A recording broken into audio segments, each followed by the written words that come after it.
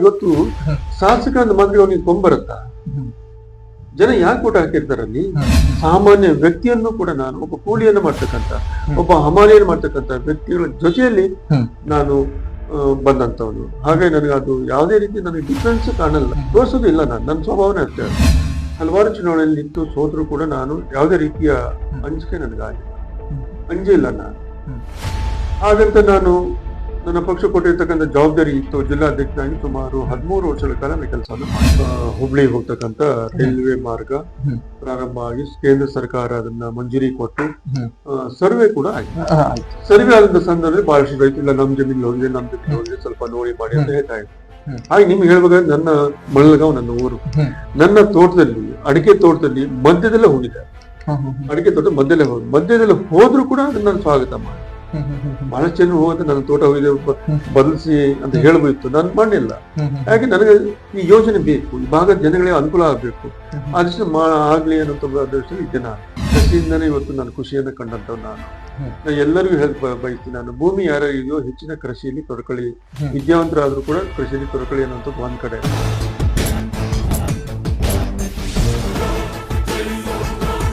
ನಮಸ್ಕಾರ, ಕುಜಳ್ಳಿ ಟೈಮ್ಸ್ ನ ವೀಕ್ಷಕರೆಲ್ಲರಿಗೂ ಕೂಡ ಮಾತುಕತೆ ಕಾರ್ಯಕ್ರಮಕ್ಕೆ ಸ್ವಾಗತ. ಇವತ್ತು ನಮ್ಮ ಜೊತೆ ಇದ್ದಾರೆ ಶಿರಸಿ ಸಿದ್ದಾಪುರ ವಿಧಾನಸಭಾ ಕ್ಷೇತ್ರದ ಜನಪ್ರಿಯ ಶಾಸಕರಾದಂತ ಭೀಮಣ್ಣ ನಾಯ್ಕ ಅವರು ನಮ್ಮ ಜೊತೆ ಇದ್ದಾರೆ. ಸರ್, ಕಾರ್ಯಕ್ರಮಕ್ಕೆ ಸ್ವಾಗತ. ನಮಸ್ಕಾರ ಸರ್. ಈಗ ಮೊದಲನೇ ಕ್ವಶನ್ ಏನಂತಂದ್ರೆ, ಸತತ ಸೋಲುಗಳ ನಂತರ ನೀವು ಗೆಲುವನ್ನ ಕಂಡು ವಿಧಾನಸಭೆಯನ್ನ ಪ್ರವೇಶ ಮಾಡಿದ್ರಿ. ಸರ್, ಏನ್ ಅನ್ಸ್ತದೆ ಅಂತ? ನಮಸ್ಕಾರ. ಸೋಲು ಗೆಲುವು ಅನ್ನುವಂಥದ್ದು ಸಹಜ. ನಾನು ರಾಜಕಾರಣಕ್ಕೆ ಬಂದಿರುವಂತಹದ್ದು ಮಾನ್ಯ ರಾಷ್ಟ್ರ ರಾಜಕಾರಣಿ, ನಮ್ಮ ರಾಜ್ಯದ ಮುಖ್ಯಮಂತ್ರಿಗಳಿರ್ತಕ್ಕಂಥ ಬಂಗಾರಪ್ಪ ಸಾಹೇಬರ ಅಡಿಯಲ್ಲಿ ರಾಜಕಾರಣಕ್ಕೆ ಬಂದಂತವ್ ನಾನು. ಅವ್ರು ಅನೇಕ ಸಂದರ್ಭದಲ್ಲಿ ಅನೇಕ ವಿಚಾರಗಳನ್ನು ನಮ್ಗೆ ಹೇಳ್ತಾ ಇದ್ರು. ರಾಜಕಾರಣ ಅನ್ನುವಂಥದ್ದು ನಿಂತು ನೀರಲ್ಲ, ಜನರ ಮಧ್ಯೆ ಇರ್ಬೇಕಾಗತ್ತೆ, ನೊಂದವರ ಮಧ್ಯೆ ಇರ್ಬೇಕಾಗತ್ತೆ, ದೀನ ದಲಿತರ ಪರವಾಗಿ ಇರ್ಬೇಕಾಗತ್ತೆ. ಸೋಲು ಗೆಲುವು ಅನ್ನೋಂಥದ್ದನ್ನ ನಾವು ಹೆದರಬಾರ್ದು ಅನ್ನೋಂಥ ಮಾತನ್ನ ಹೇಳಿದ್ರು. ಆ ಕಾರಣದಿಂದ ನಾನು ಹಲವಾರು ಚುನಾವಣೆಯಲ್ಲಿ ನಿಂತು ಸೋತರು ಕೂಡ ನಾನು ಯಾವುದೇ ರೀತಿಯ ಅಂಜಿಕೆ ನನಗಾಗಿಲ್ಲ, ಅಂಜಿಲ್ಲ ನಾನು.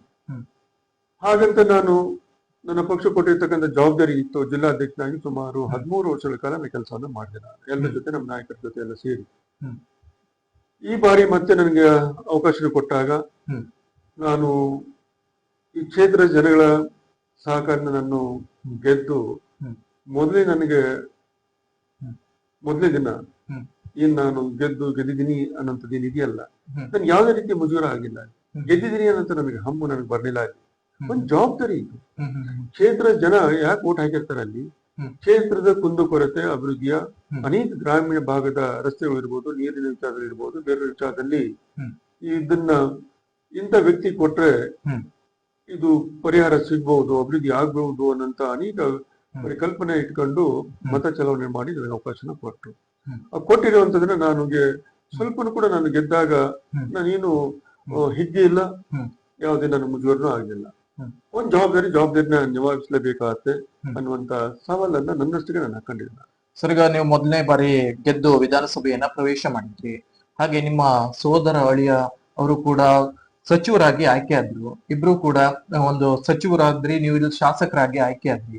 ಸರ್, ಅದನ್ನ ಏನ್ ಅನ್ಸ್ತದ ಅಂತ ನಿಮ್ಗೆ? ಅವರು ಶಿವಮೊಗ್ಗ ಜಿಲ್ಲೆಯಲ್ಲಿ ಅವರು ಕೂಡ ಸೊರಬ ತಾಲೂಕಲ್ಲಿ ಹಿಂದೆ ಅವರು ಕೂಡ ಸೋತಿದ್ರು, ಮತ್ತೆ ಈ ಬಾರಿ ಅವರು ಗೆದ್ದ ನಂತರದಲ್ಲಿ ಸಹಜವಾಗಿ ಆ ಒಂದು ನಮ್ಮ ರಾಷ್ಟ್ರ ನಾಯಕರು ಆ ಸಚಿವರನ್ನ ಆಯ್ಕೆ ಮಾಡ್ತಕ್ಕಂಥ ಸಂದರ್ಭದಲ್ಲಿ ಅವ್ರನ್ನ ಮಧುವರನ್ನ ಆಯ್ಕೆಯನ್ನ ಮಾಡಿದ್ರು. ಆಯ್ಕೆ ಮಾಡಿದಾಗ ಸಹಜವಾಗಿ ಖುಷಿ ಇರುವಂತದ್ದು ಒಂದ್ ಕಡೆ, ಆದ್ರೆ ಅವರು ಕೂಡ ಬಹಳ ಜವಾಬ್ದಾರಿಯುತವಾಗಿ ಶಿಕ್ಷಣ ಇಲಾಖೆಯನ್ನ ಅದ್ಭುತವಾಗಿ ನಡ್ಸ್ಕೊಂಡು ಬಂದಿರುವಂತದ್ದು ತಮಗೂ ಗೊತ್ತು. ಹಾಗೆ ನನಗೆ ನನಗೂ ಯಾವುದೇ ನನಗೆ ಮುಜುಗರ ಅಥವಾ ಅವ್ರ ಮಂತ್ರಿ ಆಗ್ಬಿಟ್ರು ನಾನು ಮಂತ್ರಿ ಆಗಿಲ್ಲ, ಯಾವ್ದೇ ರೀತಿ ಇಲ್ಲ. ಅವರು ರಾಜ್ಯದಲ್ಲಿ ಒಳ್ಳೆ ಕೆಲಸನ, ಒಳ್ಳೆ ಆಡಳಿತವನ್ನ, ಅವ್ರ ಇಲಾಖೆಯನ್ನ ಚೆನ್ನಾಗಿ ಮಾಡ್ಕೊಂಡು ಬಂದಿದ್ದಾರೆ ಅನ್ನೋದನ್ನ ಹೇಳಕ್ಕೆ ಬಯಸ್ತೀನಿ.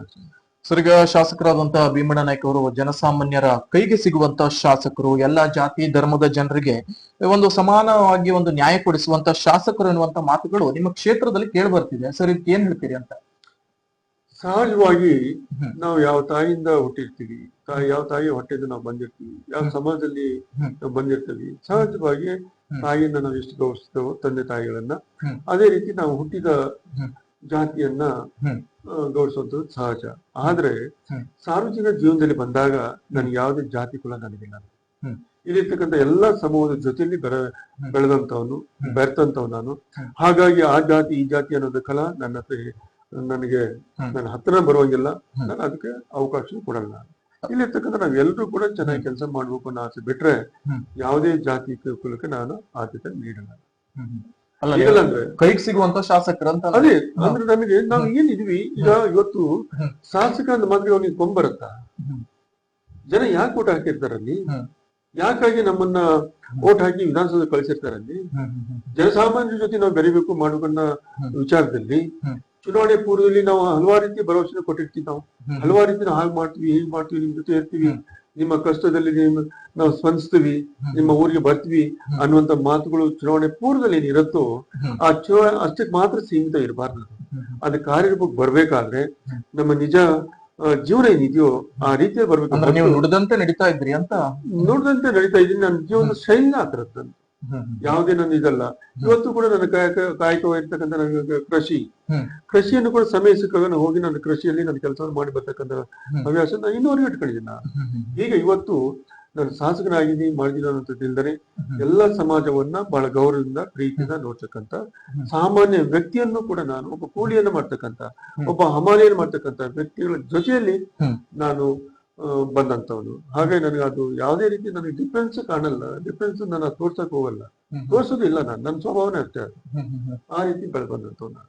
ಸರ್, ಈಗ ಶಿರ್ಸಿ ಸಿದ್ದಾಪುರ ತಾಲೂಕಿನಲ್ಲಿ ಅರಣ್ಯ ಅತಿಕ್ರಮಣದಾರರ ಸಮಸ್ಯೆ ಎನ್ನುವಂಥದ್ದು ಮೊದಲು ದಶಕಗಳಿಂದಲೂ ಕೂಡ ಕೇಳಿ ಬರ್ತಿರುವಂತ ಕೂಗು. ಅರಣ್ಯ ಅತಿಕ್ರಮಣದಾರರಿಗೆ ಅಧಿಕಾರಿಗಳು ಒಕ್ಕಲೆಬ್ಬಿಸುವಂತದ್ದು, ಆತರ ಏನಾದ್ರು ಕಿರಿಕಿರಿ ಉಂಟು ಮಾಡ್ತಿರುವಂತದ್ದು ಆಗಾಗ ಕೇಳಿ ಬರ್ತಿದೆ. ಸರ್, ಇದಕ್ಕೆ ಏನ್ ಹೇಳ್ತೀರಿ ಅಂತ? ಅರಣ್ಯ ಅತಿಕ್ರಮಣ ಬಹಳಷ್ಟು ವರ್ಷಗಳಿಂದ ಇರುವಂತಹದ್ದು. ಹಿಂದೆ ನಮ್ಮ ಕೇಂದ್ರದಲ್ಲಿ ನಮ್ಮ ಸರ್ಕಾರ ಇರುತ್ತಂತ ಸಂದರ್ಭದಲ್ಲಿ ಮನಮೋಹನ್ ಸಿಂಗ್ ಅವರು ಇದಕ್ಕೆ ಒಂದು ಅಂತ್ಯ ಹಾಡ್ಬೇಕು ಅಂತ ಹೇಳಿ ಅವಾಗ ಅವರೇ ಗ್ರಾಮ ಅರಣ್ಯ ಸಮಿತಿಯನ್ನು ಮಾಡಿ ಯಾರು ಅವರ ಬದುಕಿಗಾಗಿ ಅವರ ಜೀವನಕ್ಕಾಗಿ ಏನು ಅಲ್ಪ ಸ್ವಲ್ಪ ಅತಿಕ್ರಮಣ ಮಾಡ್ಕೊಂಡಿರ್ತಕ್ಕಂಥ ಜನಗಳಿದಾರೋ ಅವುಗಳನ್ನ GPS ಮಾಡಿ ಅವರಿಗೆ ಹಕ್ಕನ್ನ ಕೊಡಬೇಕು ಅಂತ ವಿಚಾರದಲ್ಲಿ ಆ ಒಂದು ಕಾನೂನನ್ನ ಅಂದಿನ ಕಾಂಗ್ರೆಸ್ ಸರ್ಕಾರ ಮನಮೋಹನ್ ಸಿಂಗ್ ಅವರು ತಂದ್ರು. ಅದ್ರ ನಂತರದಲ್ಲಿ ಬದಲಾದ ಸರ್ಕಾರ ಇವ್ರು ಏನು ಕೂಡ ಅದನ್ನ ಯಾವುದೇ ರೀತಿಯ ಮುಂದುವರಿಸಲಿಲ್ಲ. ಅವಾಗ ಎಷ್ಟು GPS ಆಗಿತ್ತು ಅದು ಹಾಗೆ ಉಳಿತು ಬಿಟ್ರೆ ಅದ್ಯಾವುದು ಕೂಡ ಮುಂದೆ ಹೋಗಿಲ್ಲ.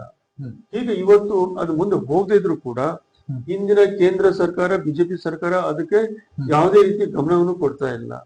ಅಂದಾಗ ನಾವು ನಮ್ಮ ಸರ್ಕಾರದ ಮಾನ್ಯ ಮುಖ್ಯಮಂತ್ರಿಗಳ ಮತ್ತು ಮಾನ್ಯ ಅರಣ್ಯ ಮಂತ್ರಿಗಳಾಗಿರ್ತಕ್ಕಂಥ ಈಶ್ವರ್ ಖಂಡ್ರೆ ಗಮನಕ್ಕೆ ತಂದು ಈಗಾಗಲೇ ಅವ್ರ ಅಧಿಕಾರವನ್ನ ಯಾರು ಮಾಡ್ಕೊಂಡಿದ್ದಾರೋ ಅದು ಇತ್ಯರ್ಥ ಆಗೋವರೆಗೂ ಯಾರಿಗೂ ಕೂಡ ಒಕ್ಕಲು ಎಬ್ಬಿಸಬಾರದು ಅನ್ನೋ ವಿಚಾರವನ್ನ ನಾನು ಮೊದಲನೇ ಶಾಸನ ಸಭೆಯಲ್ಲಿ ನಾನು ಪ್ರಸ್ತಾಪವನ್ನು ಮಾಡಿ ಅವರಿಗೆ ರಕ್ಷಣೆಯನ್ನು ಕೊಡ್ತಕ್ಕಂಥ ಕೆಲಸವನ್ನು ನಾನು ಮಾಡಿದ್ದೀನಿ.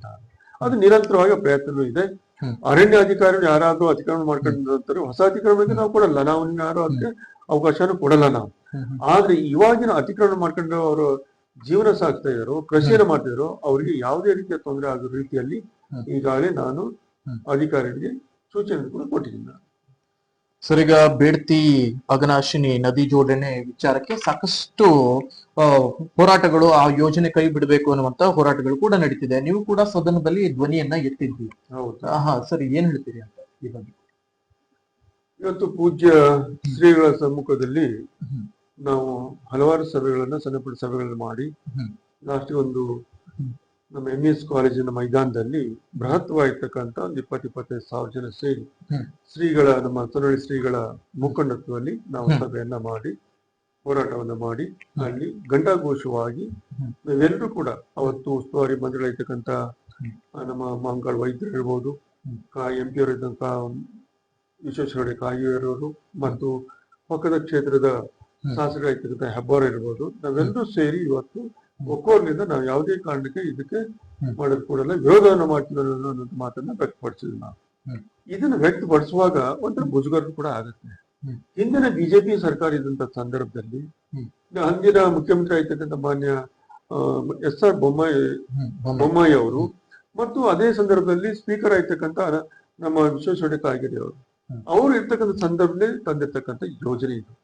ಇವತ್ತು ಏನೇ ಆಗಿರ್ಲಿ, ಇದು ನನ್ನ ಸಿರ್ಸಿ ಮತ್ತು ಸಿದ್ದಾಪುರ ಬರ್ತಕ್ಕಂಥ ವ್ಯಕ್ತಿ ಮತ್ತು ಅಘನಾಶಿನಿ ಇದು ಇದನ್ನ ಯಾವುದೇ ಕಾರಣಕ್ಕೆ ಕೊಡಲ್ಲ ಅನ್ನುವಂತ ಮಾತನ್ನ ನಾನು ಮತ್ತೊಮ್ಮೆ ಅಸೆಂಬ್ಲಿಯಲ್ಲಿ ಕೂಡ ಪ್ರಸ್ತಾಪವನ್ನು ಮಾಡಿರುವಂತಹದ್ದು. ಮತ್ತು ನೀವಾಗಲೂ ಕೂಡ ಕೇಂದ್ರ ಸರ್ಕಾರದ ಸಂಬಂಧಪಟ್ಟ ಮಂತ್ರಿಗಳನ್ನ ಗಮನಕ್ಕೆ ಅವ್ರನ್ನ ಭೇಟಿಯಾಗಿ ಅಲ್ಲಿ ಅವರ ಗಮನಕ್ಕೆ ತಂದು ಅವರು ಕೂಡ ಸಹಕಾರ ಇರ್ತಕ್ಕಂಥ ಸ್ಪಂದನೆ ನಮಗೆ ಸಿಕ್ಕಿರುವಂತ. ಹಾಗಾಗಿ ಯಾವುದೇ ಕಾರಣಕ್ಕೆ ಇದು ವ್ಯಕ್ತಿಯ ಅಘನಾಶಿನ ಕೊಡದೇ ಇರುವಂತದ್ದು ಒಂದ್ ಕಡೆ ಆದ್ರೆ, ಇದು ಪ್ರಯೋಜನಕಾರಿ ಇರ್ತಕ್ಕಂಥದ್ದಲ್ಲ. ಇದು ಸಣ್ಣ ಜರಿ ಇರುವಂತದ್ದು. ಮಳೆ ಇದ್ದಾಗ ಮಾತ್ರ ತುಂಬಿ ಒಂದು ತಿಂಗಳು ಇಲ್ಲ ಅಷ್ಟು ದಿನ ಮಾತ್ರ ಹರಿತಕ್ಕಂಥ ನದಿ, ಮಳೆ ಜೋರಾದಾಗ ಮಾತ್ರ. ನಂತರದಲ್ಲಿ ನೀರೇ ಇರಲ್ಲ. ಈಗ ಬೇಕಾದ್ರೆ ವ್ಯಕ್ತಿ ಹೋಗೋಣ, ಈಗ ನೀರೇ ಇಲ್ಲ ಅಲ್ಲಿ. ಅಂಥದ್ರಲ್ಲಿ ಹೊಳೆ ತಿರುವು ಏನು ಬಲವಂತವಾಗಿರ್ತಕ್ಕಂಥ ಹೊಳೆ ತಿರುವು ಏನಿದೆಯೋ ಇದು ಸರಿಯಲ್ಲ. ಇದನ್ನ ಕೈ ಬಿಡಬೇಕು ಅಂತ ವಿನಂತಿಯನ್ನ ಮಾನ್ಯ ಮುಖ್ಯಮಂತ್ರಿ ಆಗಿರ್ತಕ್ಕಂಥ ಮಾನ್ಯ ಸಿದ್ದರಾಮಯ್ಯ ಸರ್ನ ಮತ್ತು ಉಪಮುಖ್ಯಮಂತ್ರಿ ಆಗಿರ್ತಕ್ಕಂಥ ಮಾನ್ಯ ಡಿ ಕೆ ಶಿವಕುಮಾರ್ ಸರ್ ಅವರು ಕೂಡ ನಾವು ವಿನಂತಿಯನ್ನು ಮಾಡ್ಕೊಂಡಿದ್ವಿ, ಅವ್ರ ಮನವರಿಕೆ ಕೂಡ ಮಾಡಿದ್ವಿ.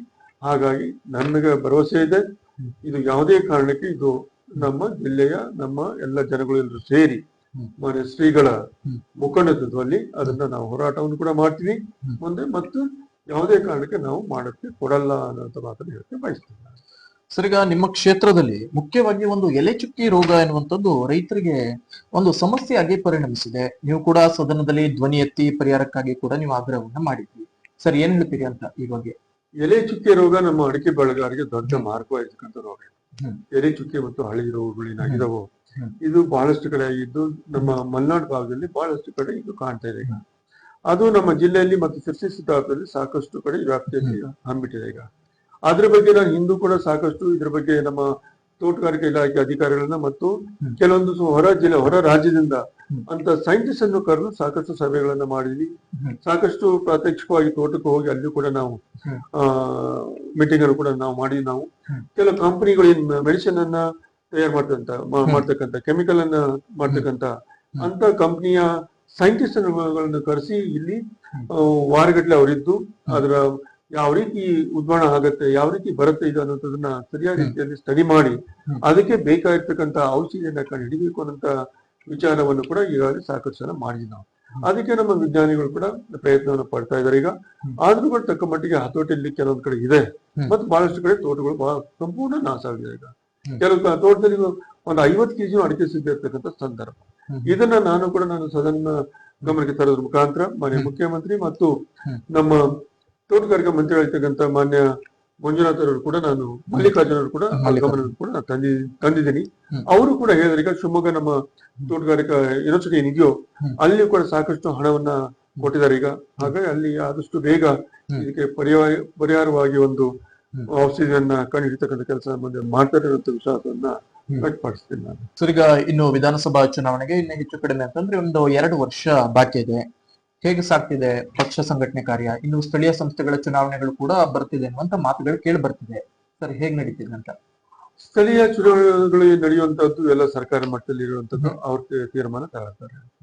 ಇನ್ನು ನನ್ನ ಕ್ಷೇತ್ರದಲ್ಲಿ ಸಾಕಷ್ಟು ಗ್ರಾಮೀಣ ರಸ್ತೆ ಇರಬಹುದು, ನಗರದಲ್ಲಿ ಇರಬಹುದು, ಬಹಳ ಅವ್ಯವಸ್ಥೆಯಲ್ಲಿ ಇರ್ತಕ್ಕಂಥ ಸಂದರ್ಭದಲ್ಲಿ ನಾನು ನನ್ನ ಸರ್ಕಾರದಿಂದ ಸಾಕಷ್ಟು ಮಾನ್ಯ ಮುಖ್ಯಮಂತ್ರಿ ಇರಬಹುದು, ಸಂಬಂಧಪಟ್ಟ ಎಲ್ಲ ಮಂತ್ರಿಗಳು ಕೂಡ ಸಾಕಷ್ಟು ಹಣವನ್ನು ಕೊಟ್ಟಿದ್ದಾರೆ. ಈಗ ನಾನು ನಗರ ಮತ್ತು ಗ್ರಾಮೀಣ ಭಾಗದ ತಾರತಮ್ಯದಿಂದಾನೆ 100 ಕೋಟಿ ಹಣವನ್ನು ತಂದು ಈಗಾಗಲೇ ರಸ್ತೆ ಕಾಮಗಾರಿಗಳು ಇವತ್ತು ನಡೀತಾ ಇದೆ. ಈಗ ಹಳ್ಳಿ ಇರ್ಬೋದು, ಗ್ರಾಮೀಣ ಭಾಗದಲ್ಲಿ ಇರ್ಬೋದು, ಕುಡಿಯ ನೀರಿನ ವಿಚಾರದಲ್ಲೂ ಕೂಡ ಸಿದ್ದಾಪುರ ಟೌನಿಗೆ ಇಷ್ಟು ವರ್ಷ ಆದ್ರೂ 2-3 ದಿವಸ ನೀರು ಕೊಡ್ತಕ್ಕಂಥ ಸಂದರ್ಭ. ಇವತ್ತು ಸಿದ್ದಾಪುರ ಟೌನ್ ಅಲ್ಲಿ ಯಾವುದೇ ದೊಡ್ಡ ಸೋರ್ಸ್ ಇಲ್ಲ, ನೀರಿನ ಸೋರ್ಸ್ ಇಲ್ಲ.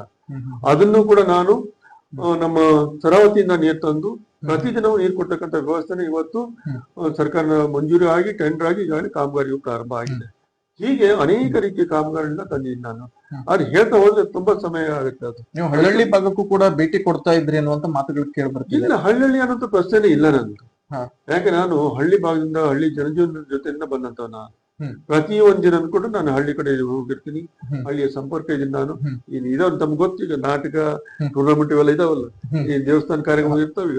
ಈಗಂತೂ ಹೋಗ್ಬಿಟ್ಟು 12-1 ಗಂಟೆ ಆಯ್ತು ರಾತ್ರಿ ಬರೋದು. ಇನ್ನೇನು 12-1 ಗಂಟೆ ಆಯ್ತು ನಾನು ರಾತ್ರಿ ಬರೋದು. ದಿವಸ ನಿಂಗೆ ಆಗ್ತಿದೆ. ಹೀಗೆ ನಾನು ಬರೀ ಶಾಸಕರಾಗಿ ಅಥವಾ ಮುಂದಿನ ಚುನಾವಣೆಗೆ ನಾನು ರೆಡಿ ಆಗಬೇಕು ಅನ್ನುವಂಥದ್ದು ಆ ದೃಷ್ಟಿಯಿಂದ ಅಲ್ಲ. ಜನ ಯಾವ ರೀತಿ ಯಾವ ಉದ್ದೇಶಕ್ಕೆ ನನಗೆ ಅವಕಾಶ ಕೊಟ್ಟಿದ್ದಾರೋ ಅದನ್ನು ಸರಿಯಾದ ರೀತಿಯಲ್ಲಿ ಸರ್ಕಾರದಿಂದ ಹೆಚ್ಚಿನ ಹಣವನ್ನ ತರೋದ್ರ ಮುಖಾಂತರ, ಅಭಿವೃದ್ಧಿಯನ್ನು ಮಾಡೋದ್ರ ಮುಖಾಂತರ ಜನಸಾಮಾನ್ಯ ಜೊತೆ ಇರ್ತಕ್ಕಂಥ ವ್ಯಕ್ತಿಯ ಹೊರತು ಎಲ್ಲೋ ಕೂತ್ಕೊಂಡು ಆಫೀಸಲ್ಲಿ ಕೂತ್ಕೊಂಡು ಹಾಗೆ ಮಾಡಿ ಹೀಗೆ ಮಾಡಿ ಅಂತ ವ್ಯಕ್ತಿ ಈ ಕ್ಷೇತ್ರ ಶಾಸಕ ನಾನು. ನೀವು ಎಲ್ಲೇ ಟೂರ್ನಮೆಂಟ್ ಹೋಗಿ ನೀವು ರಾತ್ರಿ 2 ಗಂಟೆ ಬಂದ್ರು ನೀವು ಬೆಳಿಗ್ಗೆ 5 ಗಂಟೆಗೇನೋ ತೋಟಕ್ಕೆ ಹೋಗಿ ನೀವು ಕೃಷಿ ಚಟುವಟಿಕೆಯನ್ನು ಮಾಡ್ತೀರಿ ಅನ್ನುವಂತ ಮಾತುಗಳು ನಿಮ್ಮ ಆಪ್ತರು ಹೇಳ್ತಾ ಇದ್ರು. ಸರಿ, ಏನ್ ಹೇಳ್ತೀರಿ ಅಂತ ಕೃಷಿ ಬಗ್ಗೆ ಇರುವಂತ ನಿಮ್ಮ ಒಲವು ಪ್ರೀತಿ? ಕೃಷಿ ಅಂತ ಕೇಳಿದಾಗ ನನಗೆ ಬಹಳ ಖುಷಿ ಆಗತ್ತೆ. ಕೃಷಿಯಿಂದನೇ ಇವತ್ತು ನಾನು ಖುಷಿಯನ್ನ ಕಂಡಂತವ್ ನಾನು ಎಲ್ಲರಿಗೂ ಬಯಸ್ತೀನಿ. ನಾನು ಭೂಮಿ ಯಾರು ಇದೆಯೋ ಹೆಚ್ಚಿನ ಕೃಷಿಯಲ್ಲಿ ತೊಡಕೊಳ್ಳಿ, ವಿದ್ಯಾವಂತರಾದ್ರೂ ಕೂಡ ಕೃಷಿಯಲ್ಲಿ ತೊಡಕೊಳ್ಳಿ ಅನ್ನೋಂಥದ್ದು ಒಂದ್ ಕಡೆ. ಇನ್ನೊಂದ್ ಕಡೆ ನಾನು ಅವಾಗ ನಾನು ಚಿಕ್ಕ ವಯಸ್ಸಿನಿಂದ ಕೂಡ ನಾನು ಕೃಷಿಯಲ್ಲಿ ಬಂದಂತವ್ ನಾನು. ಬೆಳಿಗ್ಗೆ 6 ಗಂಟೆಗೆಲ್ಲ ಎದ್ದು ನಾನು ಎಷ್ಟೇ ಒತ್ತಡ ಇದ್ರು ಕೂಡ ಹೋಗಿ ಸ್ವಲ್ಪ ತೋಟದ ಮುಖ ನೋಡ್ಬಿಟ್ರೆ ಅಲ್ಲಿ ಓಡಾಡಿ ಕೆಲಸ ಆ ಕೆಲಸ ಮಾಡಿ ಎಲ್ಲ ಹೇಳಿ ಬಂದ್ಬಿಟ್ಟೆ ಅವತ್ತು ನಮ್ಗೆ ತೃಪ್ತಿ ಆಗಿದೆ. ಈಗ ನಮ್ಮ ಜಿಲ್ಲೆಯಲ್ಲಿ ಅತಿ ಹೆಚ್ಚು ಅಡಿಕೆ ಬೆಳೆಗಾರರ ಸಾಲಿನಲ್ಲಿ ನೀವು ಸೇರಿದ್ದೇನು ಅಂತ ಮಾತುಗಳಿದೆ, ಹೇಳ್ತಾರೆ. ನಾನು ಇನ್ನೂ ಅದು ತೋಟ ಮಾಡೋದು ನಿಂತಿಲ್ಲ, ನಂದು ಕೃಷಿನ ಇನ್ನೂ ಬೆಳೆಸ್ತಾನೆ ಹೋಗ್ತಾ ಇದ್ದೇನೆ. ನಾನು ಕೃಷಿ ಮಾಡೋದು ಆಸಕ್ತಿ ಇದೆ, ತುಂಬಾ ಕೃಷಿಯಲ್ಲಿ ತುಂಬಾ ಆಸಕ್ತಿ ಇದೆ. ಸರಿಗ ಒಂದು ಹಾವೇರಿ ಮತ್ತು ಶಿರ್ಸಿ ರಸ್ತೆ ದುರಸ್ತಿ ಕಾಮಗಾರಿ ಆಮೆಗತಿಯಲ್ಲಿ ಸಾಗ್ತಾ ಇದೆ. ಒಂದ್ ಕಡೆ ರಸ್ತೆ ಧೂಳಿನಿಂದ ಜನಸಾಮಾನ್ಯರಿಗೆ ತೀವ್ರವಾದಂತ ಸಮಸ್ಯೆ ಆಗ್ತಿದೆ. ಸರ್, ಇದ್ರ ಬಗ್ಗೆ ಏನ್ ಹೇಳ್ತೀರಿ ಅಂತ? ಕುಮಟಾ ಹಾವೇರಿ ರಸ್ತೆ ಆ ಕಡೆ ಕುಮಟಾ ಟು ಶಿರ್ಸಿ ಆರ್ಎನ್ಎಸ್ ಆಗಿರುವಂತದ್ದು ಈಗಾಗಲೇ 99% ಅವ್ರ ಕೆಲಸ ಮುಗಿದು ಮುಕ್ತವಾಗಿದೆ ವಾಹನ ಸಂಚಾರಕ್ಕೆ. ಶಿರ್ಸಿಯಿಂದ ಹಾವೇರಿ ಹೋಗುವಂತದ್ದು ಇದೆಲ್ಲ ಇದು ಕೂಡ ಬಹಳ ಕಷ್ಟಕರವಾಗಿರುವಂತದ್ದು. ಸುಮಾರು ಇದು 3-4 ವರ್ಷ ಆಯ್ತು ಪ್ರಾರಂಭ. ಆ ಭಾಗದಿಂದ ಪ್ರಾರಂಭ ಆಯಿತು, ಅಲ್ಲಿ ಬಿಟ್ರು. ನಂತರ ಈ ಭಾಗದಿಂದ ಈ ವರ್ಷ ಪ್ರಾರಂಭ ಮಾಡಿದ್ರು. ಪ್ರಾರಂಭ ಮಾಡುವ ಹಂತದಲ್ಲಿ ಕಾಂಟ್ರಾಕ್ಟರ್ ಮತ್ತು ಅವ್ರಿಗೆ ಏನು ಮ್ಯಾನೇಜರ್ಸ್ ಏನಿದ್ದಾರೆ ಅವ್ರ ಹತ್ರ ನಾನು ಹೇಳಿದ್ರು, ನೋಡಿಪ್ಪ ಮಾಡುವ ಒಂದ್ ಕರೆಕ್ಟ್ ಆಗಿ ಮಾಡ್ಕೊಂತ ಹೋಗಿ. ಇಲ್ಲಿ ಮಲ್ನಾಡಿದು 3-4 ತಿಂಗಳು ಮಾತ್ರ ನಿಮ್ಗೆ ಸಮಯ ಸಿಗುವಂತಹದ್ದು. ಇನ್ನೇನು 1-1.5 ತಿಂಗಳು ಹೋಗ್ಬಿಟ್ರೆ ಮಳೆ ಶುರು ಆಗತ್ತೆ. ಅಷ್ಟರಲ್ಲಿ ಎಷ್ಟು ಕೆಲಸವನ್ನ ನೀವು ಮಾಡ್ತಾ ಇದ್ರಿ ಅಷ್ಟನ್ನ ತಾರ್ ಹಾಕಿ ಮಾಡ್ಕೊಡಿ ಅಂತ ಮಾತ್ರ ನಾನು ಮೊದ್ಲಿಂದನೂ ಕೂಡ ಹೇಳ್ತಾ ಇದ್ದೆ. ನಾನು ಅದ್ಯಾಕೋ ಏನೋ ಅವ್ರಂತೂ ಸರಿಯಾಗಿ ಕೆಲಸಗಳು ಆಗ್ತಾ ಇಲ್ಲ. ಇಲ್ಲಿ ನೋಡಿ, ಇಲ್ಲಿಂದ ಸುಮಾರು ದಾಸನಕೊಪ್ಪವರೆಗೂ ರೋಡ್ ಅನ್ನ ಸ್ಕ್ಯಾರಿಫೈ ಮಾಡ್ಬಿಟ್ಟಿದ್ದಾರೆ. ಈಗ ಎಲ್ಲಿ ಧೂಳು ಅಕ್ಕಪಕ್ಕ ಇರ್ತಕ್ಕಂತ ಬಹಳಷ್ಟು ಆಫೀಸ್ಗಳಿದಾವಾಗ, ಹಳ್ಳಿಗಳಿದಾವಾಗ, ಶಾಲೆ ಹೈಸ್ಕೂಲ್ಗಳಿದಾವ. ಈಗ ಇದೆಲ್ಲವೂ ತೊಂದರೆ ಆಗುವಂತದ್ದು ದೊಡ್ಡ ಒಂಥರ ಮಾತು ಶಬ್ದ ಹೇಳಕ್ಕಾಗಲ್ಲ ಆ ತರದ್ದು ವ್ಯವಸ್ಥೆ ಇದಾವೆ. ಬಹಳ ಅವ್ಯವಸ್ಥೆ ಇರುವಂತದ್ದು. ಒಂದು ಧೂಳ ಇಳತ ನೀರು ಹೊಳೆಯುವಂತ ಅವಸ್ಥೆ ಇಲ್ಲ. ಇದು ಕೇಂದ್ರ ಸರ್ಕಾರಕ್ಕೆ ಸಂಬಂಧಪಟ್ಟ ಯೋಜನೆ. ನಾನು ಯಾರು ದೂಷಣೆ ಮಾಡ್ತಾ ಇಲ್ಲ. ಆದ್ರೆ ಇದನ್ನ ನಾವು ಚುನಾಯಿತ ಸದಸ್ಯ, ನಾನು ಅವ್ರನ್ನೆಲ್ಲ ಕರೆದು ಸಾಕಷ್ಟು ಸಭೆಯನ್ನ ಮಾಡಿದ್ವಿ. ನಾವು ನಮ್ಮ DC ಅವ್ರನ್ನ ಕರೆದು ಸಭೆಯನ್ನ ಮಾಡಿದ್ವಿ. ಆದ್ರೂ ಕೂಡ ಅವ್ರಿಗೆ ಕೈ ಓಡ್ತಾ ಇಲ್ಲ. ಇವತ್ತು ನಮ್ಮ ಲೋಕಸಭಾ ಸಂಸದರಾಗಿರ್ತಕ್ಕಂಥ ಮಾನ್ಯ MP ಅವರು ಕೂಡ ಇದಕ್ಕೆ ಹೆಚ್ಚಿನ ಗಮನ ಕೊಟ್ಟಿದ್ದಾರೆ, ಇಲ್ಲ ಅಂತಲ್ಲ. ಇದು ಇನ್ನೂ ಹೆಚ್ಚಿನ ಗಮನವನ್ನು ಕೊಡ್ಬೇಕಾಗತ್ತೆ. ಇಲ್ಲಿ ನಾವು ಇಂಜಿನಿಯರ್ಸ್ ಏನು ಕಡಿಮೆ ಇದಾದ್ರೆ ನಮ್ಮ ಲೋಕಸಭೆ ಮಂತ್ರಿಗಳನ್ನ ನಾವು ಭೇಟಿ ಹಾಕಿ ಹೋಗ್ತೀವಿ, ಈ ಸರಿ ಆಗ್ತಾ ಇಲ್ಲ ಕೆಲಸ ಅಂತ ಇದ್ವಿ. ಇವರು ಅಷ್ಟೇ ಸಂಬಂಧಪಟ್ಟ ಕೇಂದ್ರ ಮಂತ್ರಿಗಳನ್ನ ಸಂಪರ್ಕ ಮಾಡಿ, ಕಾಂಟ್ರಾಕ್ಟ್ ಸರಿ ಇಲ್ಲ ಅಂತಂದ್ರೆ ಅವ್ನ್ ಮಾಡಿ ಕನ್ವೆಂಟ್ ಮಾಡಿ ಇನ್ನೊಬ್ರಿಗೆ ಅವಕಾಶ ಕೊಟ್ಟು ಆದಷ್ಟು ಬೇಗ ಕೆಲಸವನ್ನು ಮಾಡ್ತಕ್ಕಂಥದ್ದನ್ನ ಮಾಡ್ಬೇಕಾಗತ್ತೆ. ಈಗ ಇವತ್ತು ಶಿರ್ಸಿಯಿಂದ ನಾವೇನಾದ್ರು ಹಾವೇರಿ ಹೋಗ್ತೀವಿ ಅಂತಂದ್ರೆ ಒಂಥರದ ನರಕ ಯಾತ್ರೆ ಅಂತ. ನರಕ ಯಾತ್ರೆಯಲ್ಲಿ ಇವತ್ತು ಸಾವಿರಾರು ವೆಹಿಕಲ್ಗಳು ಇವತ್ತು ಓಡಾಡ್ತಾ ಇದ್ದಾರೆ. ಮಕ್ಕಳು ಸ್ಕೂಲಿಗೆ ಬರುವಾಗೂ ಅಷ್ಟೇ ಎಲ್ಲ ಧೂಳು ತಿಂದು ಬರ್ಬೇಕಾಗತ್ತೆ. ಈ ಬಸ್ ಅಲ್ಲಿ ಓಡಾಡ್ತಕ್ಕಂಥ ಪ್ರಯಾಣಿಕರದಂತೂ ಕತೆ ಬೇಡ, ಅಷ್ಟು ಅವ್ಯವಸ್ಥೆ ಒಂಥರ ನರಕ ಯಾತ್ರೆ ಆದಂಗೆ ಆಗಿದೆ. ಆದಷ್ಟು ಬೇಗ ಇದನ್ನ ಸಂಬಂಧಪಟ್ಟ ಇಂಜಿನಿಯರ್ಸು ಅಧಿಕಾರಿಗಳು ಗಮನಿಸಬೇಕಾಗತ್ತೆ, ಗುತ್ತಿಗೆದಾರರು ಕೂಡ ಗಮನಿಸಬೇಕಾಗತ್ತೆ. ಆದಷ್ಟು ಬೇಗ ಈ ಕೆಲಸವನ್ನ ಮುಗಿಸ್ಬೇಕು ಅನ್ನೋಂಥದ್ದು ನನ್ನ ವಿನಂತಿ. ಸರ್, ಈಗ ನಿಮ್ದು ಆರೋಗ್ಯ ಕ್ಷೇತ್ರಕ್ಕೆ ನಿಮ್ಮ ಕೊಡುಗೆ ಏನು? ನೀವು ಶಾಸಕರಾಗಿ ಆಯ್ಕೆ ಆದ ನಂತರ ನಾನು ಆರೋಗ್ಯ ಕ್ಷೇತ್ರದಲ್ಲೂ ಕೂಡ ನಾನು ಈಗ ನಮ್ಮ ಹಾಸ್ಪಿಟಲ್ ನ ಕಾಯ್ದರು ನಾನು ಹೇಳಬೇಕಾಗತ್ತೆ, ತಂದಿರೋದನ್ನ ನಾವು ಹೇಳಬೇಕಾಗತ್ತೆ. ಅದನ್ನ ದೊಡ್ಡ ಮಟ್ಟದ ಒಂದು ಹಣವನ್ನು ತಂದ್ರು. ಅದು ಜಸ್ಟ್ ಫೌಂಡೇಶನ್ ಕೆಲವು ಬಿಲ್ಡಿಂಗ್ ಇದೆ, 4 ಬ್ಲಾಕ್ ಇದೆ. ಅದರಲ್ಲಿ ಒಂದೊಂದು ಬ್ಲಾಕ್ ಎದ್ದಿಲ್ಲಾಗಿತ್ತು.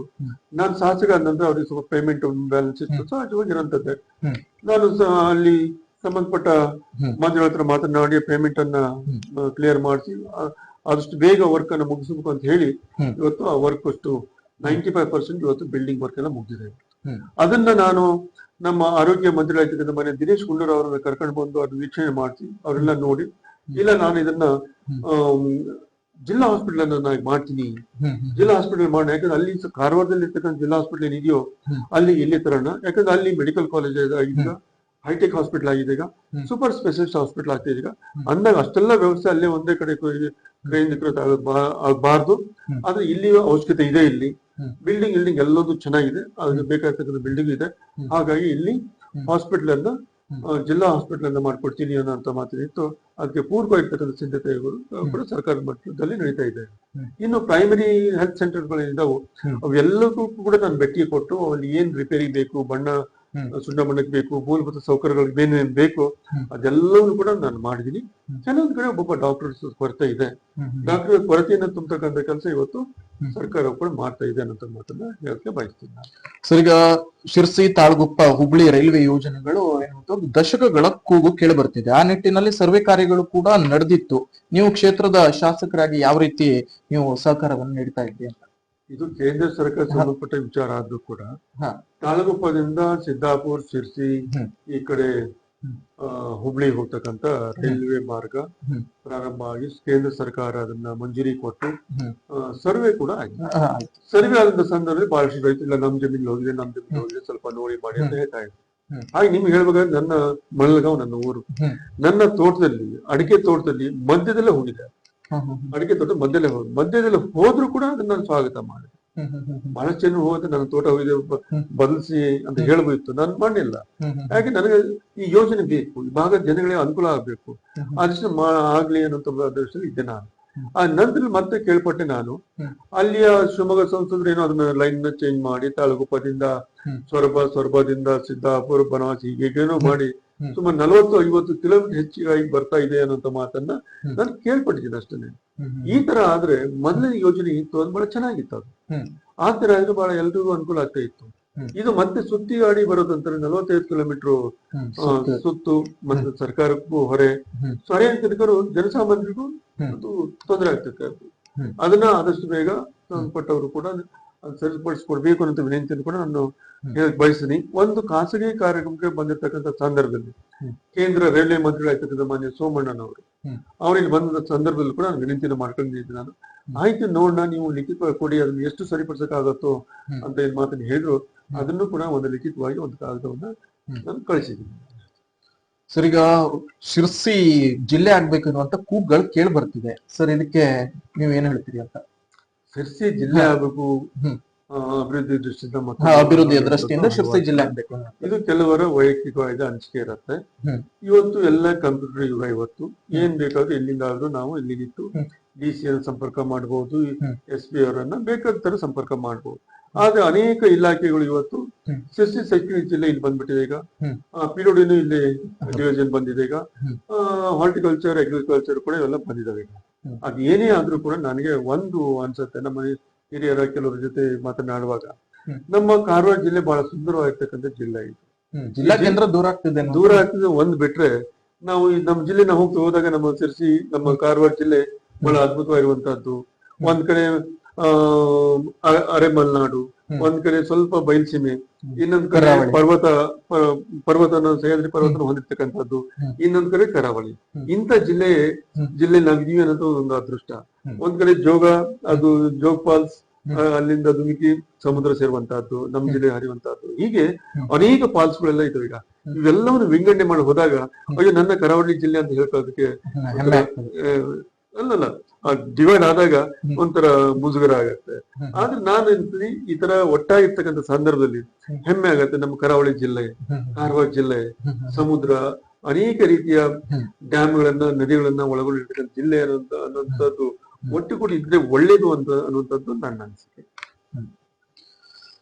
ಸರ್, ಈಗ ನೀವೊಂದು ರಾಜಕಾರಣಿ ಹಾಗೆ ಉದ್ಯಮಿ, ನೀವು ಕೃಷಿಯಲ್ಲಿ ಇರುವಂತ ಆಸಕ್ತಿ ಬಗ್ಗೆ ಅಂತಂದ್ರೆ ಹೇಳ್ಬೋದಾ? ಅಂತಂದ್ರೆ ನೀವು ಯಾವ್ಯಾವ ಬೆಳೆಗಳನ್ನು ಬೆಳಿತೀರಿ ಅಂತ? ಇವತ್ತು ದೇಶಕ್ಕೆ ಅನ್ನ ಕೊಡ್ತಕ್ಕಂಥ ರೈತನಿಗೆ ಕೇಂದ್ರ ಇರ್ಬೋದು, ರಾಜ್ಯ ಸರ್ಕಾರ ಇರ್ಬೋದು, ಇನ್ನೂ ಹೆಚ್ಚಿನ ಸವಲತ್ತನ್ನು ಕೊಡ್ಬೇಕು ಅಂತ ಅನಿಸಿಕೆ ನಂದು. ಯಾಕಂದ್ರೆ ಇವತ್ತು ರೈತ ಬಹಳ ಕಷ್ಟದಿದ್ದಾನೆ.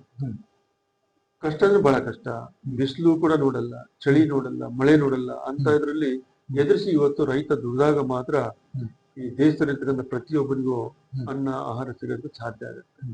ಅಂತ ಸಂದರ್ಭದಲ್ಲಿ ಕೇಂದ್ರ ಮತ್ತು ರಾಜ್ಯ ಸರ್ಕಾರಗಳು ಇನ್ನೂ ಹೆಚ್ಚಿನ ಸಬ್ಸಿಡಿ ಮತ್ತು ನೀರಾವರಿ, ವಿದ್ಯುತ್ತನ್ನ ಕೊಡ್ಬೇಕು ಅನ್ನೋ ವಿನಂತಿ ಒಂದ್ ಕಡೆ. ಇನ್ನೊಂದ್ ಕಡೆ ನನಗೆ ಬಹಳ ಆಸಕ್ತಿ ಇರುವಂತದ್ದು, ನಾನು ಕೃಷಿಕ. ನಮ್ಮ ತಂದೆ, ನಮ್ಮ ಅಣ್ಣ ಎಲ್ಲರೂ ಕೂಡ ನಾವು ಕೃಷಿ ಕುಟುಂಬದಿಂದ ಬಂದಂತರು. ಸಾಕಷ್ಟು 100 ಎಕರೆ ಜಮೀನನ್ನ ಇದ್ದಂತರು ನಾವು. ಈ ಕೃಷಿಯಲ್ಲಿ ನಾನು ಬಹಳಷ್ಟು ಖುಷಿಯನ್ನ ಕಂಡಿದ್ದೀನಿ ನಾನು. ಅಂದ್ರೆ ನೀವು ಯಾವ್ಯಾವ ಬೆಳೆ ಬೆಳಿತೀರಿ ಅಂತ? ನಾನು ಕೃಷಿಯನ್ನು ಮಾಡಿದಾಗ ನಾವು ಭತ್ತವನ್ನ ಬೆಳಿತಾ ಇದ್ವಿ. ಈಗ ಹೆಚ್ಚಿನ ಪ್ರಮಾಣದಲ್ಲಿ ಅಡಿಕೆನ ಬೆಳಿತಾ ಇದ್ವಿ, ಪೆಪ್ಪರ್ನ ಬೆಳಿತೀವಿ ನಾವು. ಆಮೇಲೆ ಕಾಫಿಯನ್ನ ಬೆಳಿತಾ ಇದ್ವಿ ನಾವು, ವೆನಿಲಾ ಬೆಳಿತೀವಿ ನಾವು. ಹೀಗೆ ಅನೇಕ ರೀತಿಯ ಬೆಳೆಯನ್ನ ನಾವು ಬೆಳೆದಾಗ ತೋಟದಲ್ಲಿ ಸಾಕಷ್ಟು ರೈತರು ಕೂಡ ಸಂಪಾದನೆ ಮಾಡಕ್ ಸಾಧ್ಯ. ಅದನ್ನ ಪ್ರಾಕ್ಟಿಕಲ್ ನಾನು ಮಾಡಿ ತೋರಿಸಿದ್ವಿ. ನೀವು ಕಾಫಿ ಎಷ್ಟು ಇದಾಗತ್ತೆ ಅಂತ? ಎಷ್ಟು ಕಾಫಿ ಈಗ ಮೊದಲು ಸ್ವಲ್ಪ ಹಾಕಿದ್ದೆ, ಇವಾಗಲೂ ಆಗುತ್ತೆ ಸುಮಾರು 200-300 ಕ್ವಿಂಟಲ್ ಹೌದಾ ಕಾಫಿ ಆಗುತ್ತೆ. ಸುಮಾರು 100 ಎಕರೆ ತೋಟ. ಕಾಫಿ ಅಂತಂದ್ರೆ ಹೆಚ್ಚಾಗಿ ಜನ ಚಿಕ್ಕಮಂಗ್ಳೂರು ಅಂತಾರೆ, ಅಲ್ಲಿ ಚೆನ್ನಾಗಿ ಇಳುವರಿ ಬರುತ್ತೆ. ಯಾಕೆ ನನ್ನ ಅನುಭವ. ಇಲ್ಲಿ ಸಾಕಷ್ಟು ಜನ ತೋಟದಲ್ಲಿ ಕೂಡ ಹಾಕಿದಾರೆ. ಈಗ ಇನ್ನು ಹೋದಾಗ ನಮ್ದೆಲ್ಲ ಕರೆಕ್ಟ್ ಆಗಿ ಬಂದ್ರೆ 1000 ಕ್ವಿಂಟಲ್ ನಾವು ಕಾಫಿಯನ್ನು ಬೆಳಿತೀವಿ ನಮ್ಮ ತೋಟದಲ್ಲಿ. ಅಷ್ಟು ಗಿಡಗಳನ್ನೆಲ್ಲ ನಾವು ಪ್ಲಾಂಟ್ ಅನ್ನ ಮಾಡಿದ್ವಿ. ಇಲ್ಲಿ ನಮ್ಮ ಮಲೆನಾಡು ಕಾಫಿಗೆ ಸೂಕ್ತವಾಗಿರ್ತಕ್ಕಂಥ ಪ್ರದೇಶ. ಸರ್, ಈಗ ನಿಮ್ಮ ಕ್ಷೇತ್ರದಲ್ಲಿ ಶಿಕ್ಷಣದ ಕ್ಷೇತ್ರದ ಬಗ್ಗೆ ನಿಮ್ಮ ಕೊಡುಗೆ ಏನು ಅಂತ? ಶಿಕ್ಷಣದ ಬಗ್ಗೆ ಬಹಳ ಅಪಾರವಾಗಿರ್ತಕ್ಕಂಥ ನಂಬಿಕೆ ವಿಶ್ವಾಸವನ್ನು ಇಟ್ಕೊಂಡಿರ್ತಕ್ಕಂಥ ನಾವೆಲ್ಲರೂ ಕೂಡ ಹೌದು. ಪ್ರತಿಯೊಬ್ಬರಿಗೂ ಕೂಡ ಶಿಕ್ಷಣ ಇದ್ದಾಗ ಮಾತ್ರ ಅನೇಕ ವಿಚಾರಗಳನ್ನ, ಅನೇಕ ಪರಿಕಲ್ಪನೆಯನ್ನ ಹೊಂದಿರ್ತಕ್ಕಂಥ ಯುವ ಸಮೂಹ ಅದನ್ನ ಗುರಿಯನ್ನ ಮುಟ್ಟೋದಕ್ಕೆ ಸಾಧ್ಯ ಆಗತ್ತೆ. ಆ ನಿಟ್ಟಿನಲ್ಲಿ ಇವತ್ತು ನಾನು ಶಾಸಕನಾದ ನಂತರದಲ್ಲಿ ಮೊದಲನೇ ಬಾರಿಗೆ ನಾನು ಹೆಚ್ಚಿನ ಆದ್ಯತೆಯನ್ನು ಕೊಟ್ಟಿರುವಂತದ್ದು ಶಿಕ್ಷಣಕ್ಕೆ. ನಮ್ಮ ಮಲೆನಾಡಿನಲ್ಲಿ, ನಗರದಲ್ಲಿರ್ಬೋದು, ಮಲೆನಾಡು ಭಾಗದಲ್ಲಿ ಇರ್ತಕ್ಕಂಥ ಶಾಲೆಗಳಿಗೆ ನಾನು ನನ್ನ ಪ್ರವಾಸ ಸಮಯದಲ್ಲಿ ಎಲ್ಲೇ ಇದ್ರು ಕೂಡ ಫಸ್ಟ್ ಶಾಲೆ ಹೋಗಿ ನೋಡಿ ಅಲ್ಲಿಯ ವ್ಯವಸ್ಥೆ ಏನಿದೆ, ಮೂಲಭೂತ ಸೌಕರ್ಯಗಳು ಏನಿದೆ. ಈಗ ಮಣ್ಣಿನ ಗೋಡೆಗಳು ಇರ್ತಕ್ಕಂಥದ್ದು, ಹಂಚಿನ ಶಾಲೆಗಳು ಇರತಕ್ಕಂಥದ್ದು, ಅಲ್ಲಿ ಬಹಳಷ್ಟು ಹಂಚು ಹೋಗಿದಾವೆ, ಈಗ ಮಣ್ಣು ಗೋಡೆ ಬಿದ್ದಿದೀಗ. ಅಂತವಕ್ಕೆಲ್ಲ ತಕ್ಷಣ ರಿಪೇರಿಗೆ ಏನ್ ಬೇಕೋ ಅಷ್ಟು ದುಡ್ಡನ್ನ ಕೊಡೋದ್ರ ಮುಖಾಂತರ ಅಲ್ಲಿಯ ವಾಶ್ರೂಮ್ ಇರಬಹುದು, ಅಡಿಗೆ ಮನೆಗಳು ಇರಬಹುದು, ಅವೆಲ್ಲವೂ ಕೂಡ ಸರಿಯಾದ ರೀತಿಯಲ್ಲಿ ಮಾಡೋದ್ರ ಮುಖಾಂತರ ಅಲ್ಲಿ ಶಿಕ್ಷಣಕ್ಕೆ ಯಾವುದೇ ರೀತಿಯ ತೊಂದರೆ ಆಗೋ ರೀತಿಯಲ್ಲಿ ಅಲ್ಲಿಯ ಶಿಕ್ಷಣಕ್ಕೆ ನಾನು ಮಾಡಿಕೊಟ್ಟಿದ್ದೀನಿ. ಮತ್ತೆ ಇದಕ್ಕೆ ನಾನು ನಮ್ಮ STMC ಅಧ್ಯಕ್ಷರು ಎಲ್ಲ ಸರ್ವ ಸದಸ್ಯರು ಕೂಡ ನಾನು ಅಭಿನಂದಿಸಿದ. ಬಹಳಷ್ಟು ಕಡೆ ಪಾಪ STMC ಅಧ್ಯಕ್ಷರು ಎಲ್ಲರೂ ಕೂಡ ಅವ್ರ ಕೈಯಿಂದ ದುಡ್ಡು ಹಾಕಿ ಎಲ್ಲ ವ್ಯವಸ್ಥೆಯನ್ನು ಕೊಡ್ತಾ ಇದ್ದಾರೆ. ಈಗ ಇವತ್ತು ನಾನು ನನ್ನ ಜಿಲ್ಲೆಯಲ್ಲಿ ಇರ್ಬೋದು, ನನ್ನ ಕ್ಷೇತ್ರದಲ್ಲಿ ಇರ್ತಕ್ಕಂಥ ಎಲ್ಲ ಶಾಲಾ ಕಾಲೇಜುಗಳಿಗೆ, ಹೈಸ್ಕೂಲು ಕಾಲೇಜಿಗೆ ಭೇಟಿಯನ್ನ ಕೊಟ್ಟು ಸರಿಯಾದ ಶಿಕ್ಷಣ ಕೊಡಿಸುವಲ್ಲಿ ಮತ್ತು ಶಿಕ್ಷಕರಿಗೆ ಕೂಡ ಸರಿಯಾದ ಸಮಯಕ್ಕೆ ಬಂದು ಮಕ್ಕಳಿಗೆ ಒಳ್ಳೆಯ ಪಾಠವನ್ನು ಹೇಳಿ ಅನ್ನುವಂಥದ್ದು, ಮತ್ತು ಸಂಬಂಧಪಟ್ಟ DDP ಇರ್ಬೋದು, BA ಇರ್ಬೋದು, CRPಗಳೇನು ಅಧಿಕಾರಿಗಳಿದ್ದಾರೋ ಅವರನ್ನು ಕೂಡ ಆಗಾಗ ಸಭೆಯನ್ನ ಕರೆದು ಶಿಕ್ಷಣಕ್ಕೆ ಹೆಚ್ಚಿನ ಒತ್ತನ್ನ ಕೊಡಬೇಕು. ಮಕ್ಕಳಿಗೆ ಶಿಕ್ಷಣ ಮತ್ತು ಒಳ್ಳೆಯ ಸಂಸ್ಕಾರವನ್ನು ಕೊಟ್ಟಾಗ ಮುಂದಿನ ಪ್ರಜೆ ಆಗಿ ಗ್ರಾಮೀಣ ಭಾಗದಿಂದ ಹಿಡಿದು ನಗರ, ಪಟ್ಟಣ, ರಾಜ್ಯ, ರಾಷ್ಟ್ರದ ಮಟ್ಟದಲ್ಲಿ ಒಳ್ಳೆಯ ಅಭಿವೃದ್ಧಿಯನ್ನ, ಬೆಳವಣಿಗೆಯನ್ನ, ಭದ್ರತೆಯನ್ನ ಸಾಧ್ಯ. ಶಿಕ್ಷಣ ಇದ್ದಾಗ ಪ್ರತಿಯೊಬ್ಬರು ಶಿಕ್ಷಣ ಹೊಂದಿದಾಗ ಅನೇಕ ಕಡೆ ನೋಡ್ತೀವಿ ನಾವು, ಅನೇಕ ರೀತಿಯ ರೈತರ ಘಟನೆ ನೋಡ್ತೀವಿ ನಾವು, ಬೇರೆ ಬೇರೆ ರೀತಿಯ ಘಟನೆ ನೋಡ್ತೀವಿ ನಾವು. ಅದು ಎಲ್ಲೋ ಒಂದ್ ಸ್ವಲ್ಪ ಶಿಕ್ಷಣದ ಕೊರತೆಯಿಂದ ಅದೆಲ್ಲ ಆಗ್ತಾ ಇದೆ ಅನ್ನುವಂಥದ್ದು ನನ್ನ ಅನಿಸಿಕೆ. ಹಾಗೆ ಎಲ್ಲರೂ ಕೂಡ ಶಿಕ್ಷಣವಂತರಾದಾಗ ಮಾತ್ರ ಒಳ್ಳೆ ಪರಿಪೂರ್ಣವಾಗಿರ್ತಕ್ಕಂಥ ನಮ್ಮ ಪೂರ್ವಜರು ಕಂಡಂತ ಕನಸು, ಮಹಾತ್ಮ ಗಾಂಧಿ ಅಂತ ಕಂಡು ನಮ್ಮ ದೇಶ ರಾಮರಾಜ್ಯ ಆಗ್ಬೇಕು ಅಂತ ಕನಸಿತ್ತು. ಆ ನೆನಸನ್ನ ಮಾಡ್ಬೇಕಾದ್ರೆ ಈ ದೇಶದಲ್ಲಿ ಪ್ರತಿಯೊಬ್ಬರು ಕೂಡ ಶಿಕ್ಷಣವಂತರಾದಾಗ ಮಾತ್ರ ನಮ್ಮ ದೇಶ ಸಮೃದ್ಧಿ ರಾಷ್ಟ್ರವಾಗಿ ಸಾಧ್ಯ ಆಗುತ್ತೆ ಅನ್ನುವಂಥದ್ದು ನನ್ನ ಅನಿಸಿಕೆ. ಸರ್, ಕೊನೆಯದಾಗಿ ನಿಮ್ಮ ಕ್ಷೇತ್ರದ ಜನತೆಗೆ ಏನ್ ಹೇಳ್ತೀರಿ ಅಂತ? ಕೊನೆಯದಾಗಿ ಹೇಳಿದಷ್ಟೇ, ಇದುವರೆಗೂ ನಾನು ಈ 3 ವರ್ಷದಲ್ಲಿ ಸಾಕಷ್ಟು ಕೆಲಸವನ್ನು ಮಾಡಿದ್ದೀನಿ. ಎಲ್ಲಾ ಇಲಾಖೆಯು ಕೂಡ ನಮ್ಮ ಸರ್ಕಾರ, ಮಾನ್ಯ ಮುಖ್ಯಮಂತ್ರಿಗಳು ನನ್ನ ಕ್ಷೇತ್ರಕ್ಕೆ ಸಾಕಷ್ಟು ಹಣವನ್ನು ಕೊಟ್ಟಿದ್ದಾರೆ. ಈಗ ಸಾಕಷ್ಟು ಅಭಿವೃದ್ಧಿ ಮಾಡಿದೀನಿ, ಇನ್ನು ಮಾಡುವಂತದ್ದು ಸಾಕಷ್ಟಿದೆ. ಅದಕ್ಕೆ ನಾನು ತಮ್ಮೆಲ್ಲರ ಜೊತೆ ಬೆರೆತು ಇನ್ನೂ ಹೆಚ್ಚಿನ ಕೆಲಸ ಮಾಡ್ತಕ್ಕಂಥ ಅವಕಾಶವನ್ನ ತಾವು ಕಲ್ಪಿಸ್ಕೊಡಿ, ತಮ್ಮೆಲ್ಲರ ಸಹಕಾರ ಇರ್ಲಿ ಅನ್ನುವಂಥ ಮಾತನ್ನ ಬಹಳ ಪ್ರೀತಿಯಿಂದ ಹೇಳಕ್ಕೆ ಬಯಸ್ತೀನಿ. ತಮ್ಮ ಬಿಡುವಿಲ್ಲದ ವೇಳೆಯಲ್ಲೂ ಕೂಡ ಒಂದಿಷ್ಟು ಸಮಯಾವಕಾಶವನ್ನ ನೀಡಿ ಅಭಿವೃದ್ಧಿ ಕಾರ್ಯ ಹಾಗೂ ಜನಸೇವೆಯ ಬಗ್ಗೆ ಮಾಹಿತಿಯನ್ನ ನೀಡಿದ್ದಾರೆ ಶಿರಸಿ ಸಿದ್ದಾಪುರ ವಿಧಾನಸಭಾ ಕ್ಷೇತ್ರದ ಜನಪ್ರಿಯ ಶಾಸಕರಾದಂತ ಭೀಮಣ್ಣ ನಾಯ್ಕ ಅವರು ಶಾಸಕರಾದ ಮೇಲೆ ಜನಸಾಮಾನ್ಯರ ಜೊತೆ ನಿಕಟವಾದಂತ ಸಂಪರ್ಕವನ್ನ ಹೊಂದಿದ್ದಾರೆ. ಇವರನ್ನ ನೇರವಾಗಿ ಬಂದು ಜನಸಾಮಾನ್ಯರು ಭೇಟಿಯಾಗಿ ತಮ್ಮ ಕೆಲಸಗಳನ್ನು ಕೂಡ ಮಾಡಿಸ್ಕೊಂಡು ಹೋಗ್ಬಹುದು ಎನ್ನುವಂತ ಮಾತುಗಳು ಕ್ಷೇತ್ರದಲ್ಲಿ ಕೇಳಿ ಬರುವಂತದ್ದಾಗಿದೆ. ಸರ್, ನಿಮ್ಮ ರಾಜಕೀಯ ಜೀವನ ಕೂಡ ಮುಂದಿನ ದಿನಗಳಲ್ಲಿ ಇನ್ನೂ ಹೆಚ್ಚಿನ ಉಜ್ವಲವಾಗಿರ್ಲಿ ಅಂತ ನಮ್ಮ ವಾಹಿನಿಯ ಪರವಾಗಿ ನಿಮಗೆ ಶುಭ ಹಾರೈಕೆಗಳು. ಇದಾಗಿತ್ತು ಶಿರಸಿ ಸಿದ್ದಾಪುರ ವಿಧಾನಸಭಾ ಕ್ಷೇತ್ರದ ಜನಪ್ರಿಯ ಶಾಸಕರಾದಂತಹ ಭೀಮಣ್ಣ ನಾಯ್ಕ ಅವರ ಜೊತೆ ನಮ್ಮ ಮಾತುಕತೆ. ಮುಂದಿನ ಸಂಚಿಕೆಯಲ್ಲಿ ಮತ್ತೊಬ್ಬ ಅತಿಥಿಯೊಂದಿಗೆ ನಿಮ್ಮನ್ನ ಭೇಟಿಯಾಗ್ತೀನಿ. ಕೂಜಳ್ಳಿ ಟೈಮ್ಸ್ ಯಾವುದು ಶಾಶ್ವತವಲ್ಲ. ಕುತೂಹಲಕಾರಿ ಮಾಹಿತಿಗಾಗಿ ಕೂಜಳ್ಳಿ ಟೈಮ್ಸ್ ಚಾನೆಲ್ಗೆ ಸಬ್ಸ್ಕ್ರೈಬ್ ಆಗಿ, ಪಕ್ಕದಲ್ಲಿರುವ ಬೆಲ್ ಐಕಾನ್ ಅನ್ನ ಪ್ರೆಸ್ ಮಾಡಿ.